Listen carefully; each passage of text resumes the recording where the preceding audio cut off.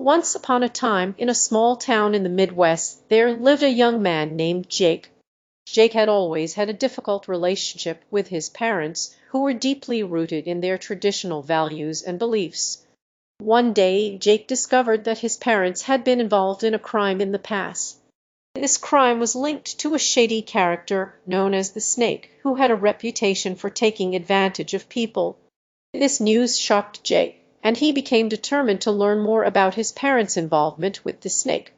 Jake began to research the Snake and his activities, and found out that he had been involved in various criminal activities in the region throughout the 1990s.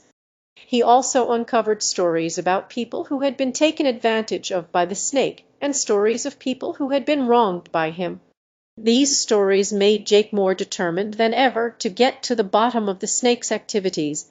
He eventually found out that the Snake had been involved in a scheme to swindle people out of their money. Jake was enraged and determined to confront the Snake and his associates. He gathered up his courage, and after a long and difficult journey, he finally arrived at the Snake's doorstep. He was scared out of his wits, but he managed to confront the Snake and demand an explanation.